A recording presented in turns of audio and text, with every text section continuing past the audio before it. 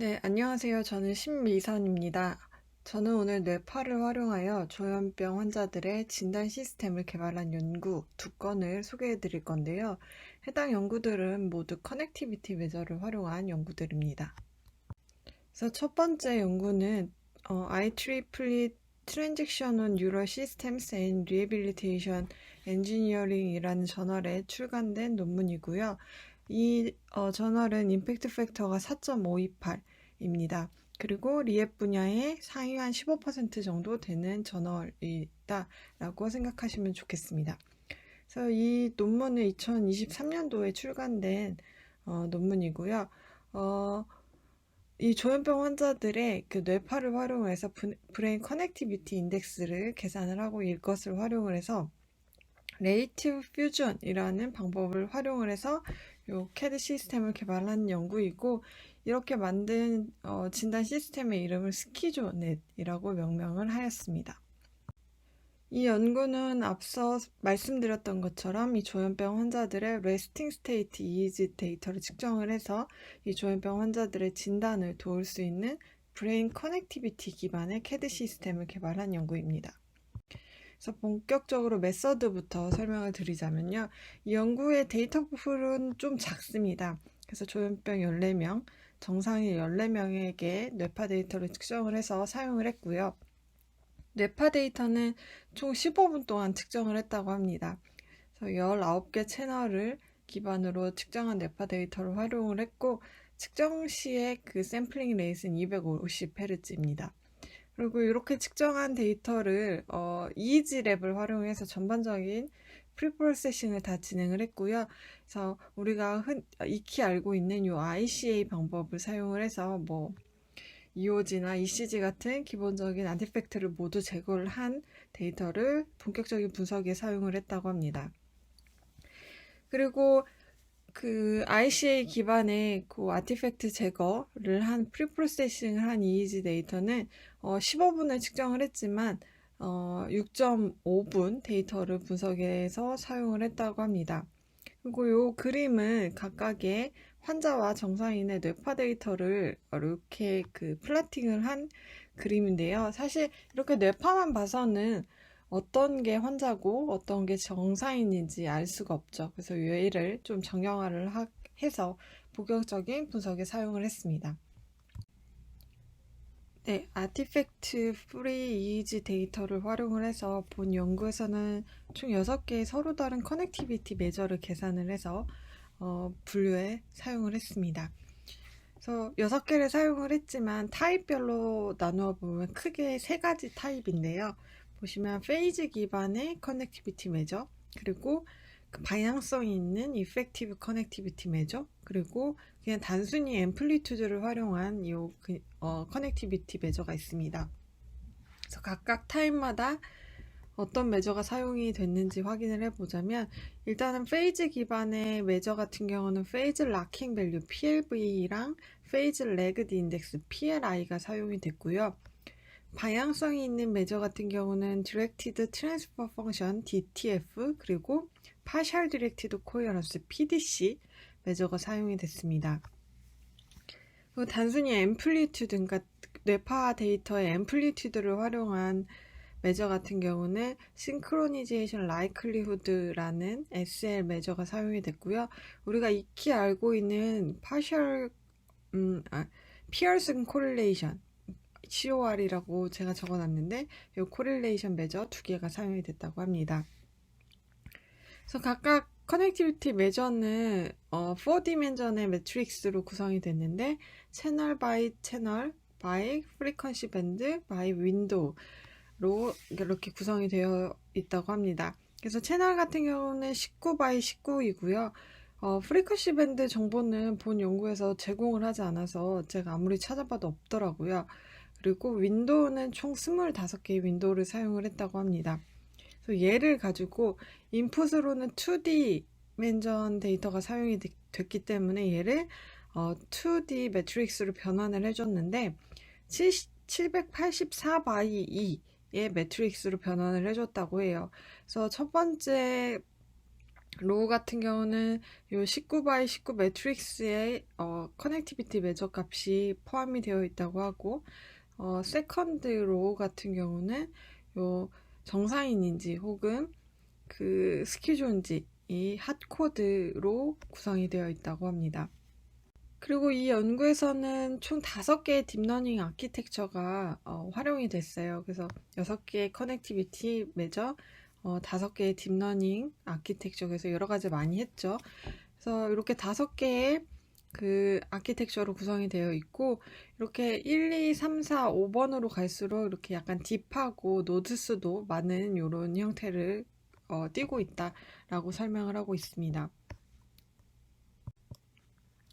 그래서 이 연구에서 사용한 플로우를 전반적으로 보시면 우리가 앞서 본 요 이즈 데이터를 가지고 프리프로세싱을 하고요. 얘를 활용해서 설명드린 것처럼 6개의 커넥티비티 매저를 계산을 합니다. 그래서 요거를 가지고 인풋으로 사용을 하고요. 인풋으로 사용을 해서 이렇게 계산된 그 피처들을 가지고 퓨전 테크닉을 사용을 해서 결합을 해서 궁극적으로 분류에 사용을 했다고 합니다. 그래서 결과를 볼 텐데요. 이 결과 같은 경우는 알파 밴드, 하나 밴드에서의 그 커넥티비티 매저만 사용을 해서 결과를 냈다고 합니다. 그래서 앞서는 프리퀀시 밴드 정보가 인풋 매트릭스에 들어가 있었는데 아마 뭔가 변화를 뭐 리비전이나 이런 걸 하면서 알파 밴드로 고정을 해서 결과를 낸 것 같아요. 그래서 결과를 보시면 이 테이블 1은 각각의 그 커넥티비티 매저마다 5개의 그 딥러닝 아키텍처를 사용을 한 결과를 이렇게 테이블로 정리를 해 두었는데요. 보시면은 약간 쉘로우한 아키텍처를 사용을 했을 때보다 이 조금 더 딥하고 노드 수가 많은 아키텍처를 사용을 했을 때 분류 정확도가 높았다라고 얘기를 하고 있고요. 이것은 그 뭐 페이즈나 이펙티브 커넥티비티나 앰플리튜드를 사용한 매저에 상관없이 모두 그런 경향성을 보인다라고 얘기를 하고 있습니다. 그리고 요 6가지 매저 중에서도 이 연구에서 말하기를 다 페이즈나 앰플리튜드를 사용을 한 커넥티비티 매저보다는 어떤 방향성을 가지고 있는 요 DTF나 PDC를 사용을 했을 때 분류 정확도가 더 높았다라고 얘기를 하고 있습니다. 그래서 각각의 매저를 사용을 해서 그룹 간의 차이를 나타낸 게 요 그림이고요. 아무래도 이 커잘리티, 그러니까 방향성이 있는 커넥티비티 매저가 어떤 그 조현병 환자들의 와해된 커넥티비티 혹은 와해된 어떤 정보 처리 과정을 좀 더 잘 나타내는 정보를 제공을 했기 때문에 분류 정확도가 더 높지 않았나 라고 얘기를 하고 있고요. 그래서 이 결과 같은 경우는 레이트 퓨전 메서돌로지를 사용을 한 결과입니다. 그래서 6개 커넥티비티 매저를 다 넣고 마지막에 그 추출된 피처들을 퓨전을 해서 분류를 한 결과인데요. 각각의 아키텍처마다 보시면 앞서 그 단순히 분류를 했을 때랑 마찬가지로 아키텍처가 쉘로우 할수록 분류 정확도가 좀 낮은 편이고 아키텍처의 그 깊이라던가 노드 수가 많을수록 이렇게 분류 정확도가 높아지는 것을 확인을 할 수가 있습니다. 그래서 첫 번째 연구는 결과가 여기까지고요. 이제 두 번째 연구에 대해서 소개를 해드리도록 하겠습니다. 이 연구는 Computers in Biology and Medicine 이라는 저널에 2023년도에 출간된 논문이고 이 저널 같은 경우는 임팩트 팩터가 6.698이라고 합니다. Mathematical and Computational Biology 분야의 상위 10%에 해당하는 저널이고요. 저는 사실 앞선 연구보다 이 연구가 조금 더 관심이 있는 편인데요. 왜냐면 최근에 제가 GCNN 그래프 컨볼루션 뉴럴 네트워크에 관심이 있어서 조금 더 찾아보는 와중에 요 그래프 CNN을 사용을 하지 않고 그냥 단순히 우리가 계산할 커넥티비티를 활용을 해서 커넥티비티 그 매트릭스 값을 인풋으로 그냥 넣으면 되지 않나 라는 생각이 들어서 찾아보는 와중에 역시 비슷한 연구가 있어서 읽어보게 됐습니다. 그래서 이 연구는 말씀드린 것처럼 그 커넥티비티 메저를 그냥 계산을 해서 3D CNN 모델에 인풋 값으로 넣어가지고 분류를 한 연구고요.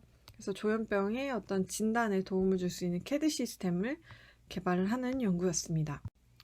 그래서 이 연구의 플로우 차트가 이렇게 나타나 있는데 사실 보시면은 이제 감이 오시겠죠. 어떤 순서로 가는지. 그래서 데이터를 우리가 측정을 하고 측정한 데이터를 프리프로세싱을 하고 예를 가지고 이 연구에서 인풋으로 사용을 하는 커넥티비티 메저를 계산을 하게 되겠죠. 그래서 얘를 가지고 분류를 하게 되고 어떤 분류 정확도를 이렇게 이밸류에이션 하는 이 플로우로 이 연구는 진행이 되게 되고요. 그래서 이 연구에서 사용된 데이터를 잠깐 보도록 하겠습니다. 그래서 이 연구에서는 84명의 스키조프레니아 페이션트랑 39명의 정상인 데이터가 사용이 됐다고 합니다. 그래서 환자들 데이터가 꽤 많죠. 그래서 사실 좋은 저널에 퍼블리시가 되었나 라는 생각도 들고요. 그래서 요 피험자들한테 레스팅 스테이트 EEG 데이터를 60초 동안 측정을 했다고 하고 이 레스팅 스테이트 데이터는 눈을 감은 상태의 데이터를 측정을 했다고 합니다.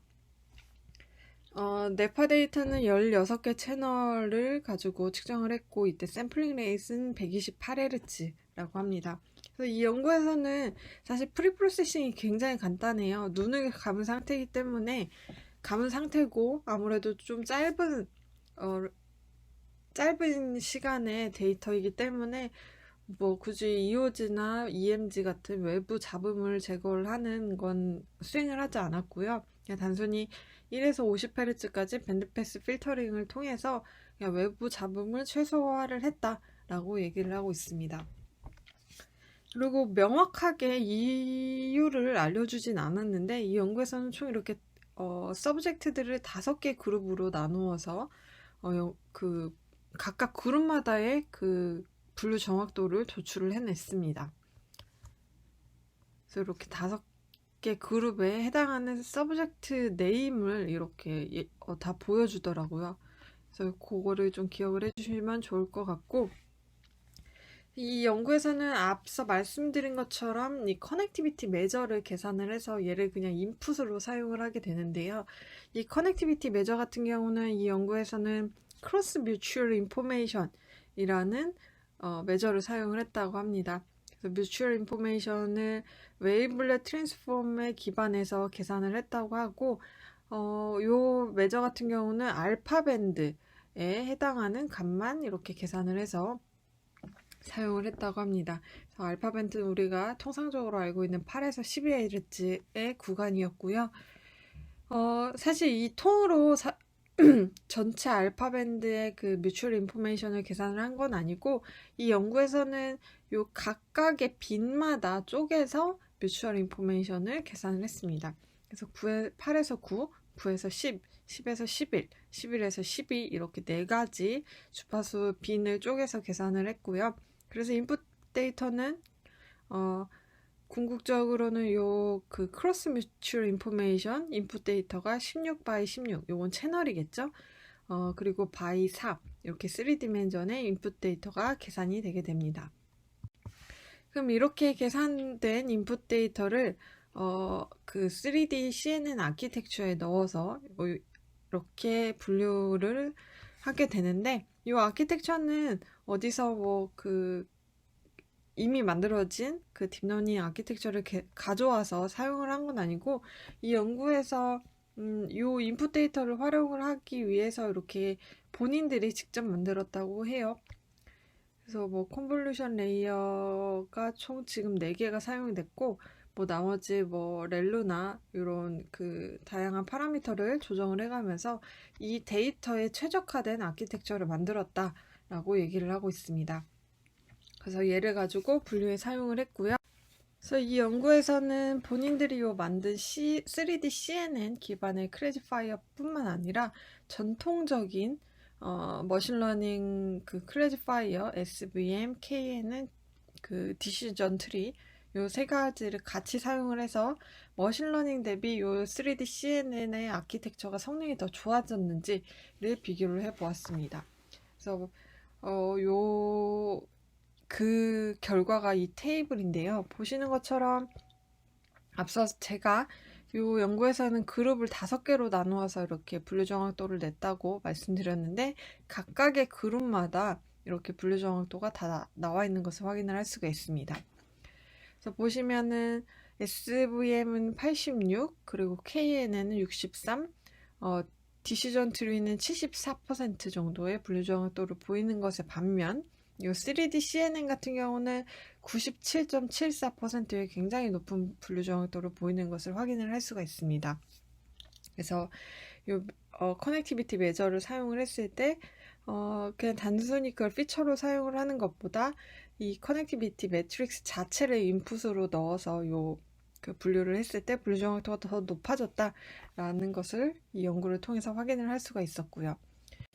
그래서 일단 오늘은 조현병 환자들의 이 커넥티비티 매저를 활용한 CAD 시스템 연구 2건을 소개해 드렸는데요. 사실 기존의 어떤 딥러닝 기반의 CAD 연구들을 많이 소개해 드려서 사실 기술적으로는 특별한 것은 없다고 생각이 됩니다. 하지만 이 연구들이 좋은 저널에 실릴 수 있었던 이유를 몇 가지 생각해 보자면, 우선 첫 번째로 조현병 환자들의 어떤 신경생리학적 특성을 잘 반영을 하였다라는 부분인 것 같습니다. 왜냐하면 이 조현병은 요 디스커넥티드 신드롬 혹은 디스커넥티드 디스오더라고 불릴 만큼 요 그러니까 와해된 커넥션 특성을 보인다라고 알려져 있어요. 그래서 이 조현병 환자들에 대한 이 커넥티비티 연구가 많이 진행이 되고 있는데요. 그렇기 때문에 이런 환자들의 어떤 특성, 신경생리학적 특성을 잘 반영을 할 수 있을 뿐만 아니라 얘를 인풋으로 사용을 해서 진단의 성능을 높일 수 있는 시스템을 개발했다라는 것에 첫 번째 의의가 있는 것 같고요. 두 번째로는 이 생각의 전환인 것 같습니다. 아까 제가 말씀드렸던 것처럼 이 굳이 그래프 CNN 아키텍처를 사용을 하지 않아도 이 커넥티비티 매트릭스를 인풋으로 그냥 단순히 사용을 해서 개발한 점이 좀 높게, 두 번째 연구에서는 높게 사지 않았을까라는 생각이 들었습니다. 왜냐하면 상대적으로 복잡하지 않은 방법을 사용을 해서 성능을 높게 도출을 한다면 사실 이 실용적인 측면에서는 적은 코스트를 요구를 해서 효율적으로 어떤 그 결과를 내는 거기 때문에 더 좋지 않을까라는 생각이 들었습니다. 그래서 결론적으로는 어떤 아이디어가 있으면 일단 질러보는 것도 나쁘지 않을까 싶고요. 왜냐하면 교수님도 하시듯이 내가 생각하고 있으면 세상에 어떤 연구자도 똑같은 생각을 하고 있는 사람이 분명히 있을 거예요. 그렇기 때문에 교수님과 좀 논의를 해서 빨리빨리 진행을 해서 결과를 내는 것도 좋지 않을까라고 생각이 들었습니다. 그래서 일단은 이 논문들을 놓고 결론을 내보자면 조금 한 발 늦었지만, 일단 첫 번째 연구에서 방향성이 있는 커넥티비티 매저가 좀 더 이 환자들의 어떤 특별한 정보를 더 반영을 한다라고 언급한 바 있으니까, 이러한 이펙티브 커넥티비티 매트릭스를 GCNN을 사용을 하지 않고요. 그냥 3D CNN에 인풋으로 넣어서 이렇게 분류를 해보는 것도 좋지 않을까라는 생각이 들었습니다. 그래서 발표는 여기까지고요. 모두 들어주셔서 감사합니다.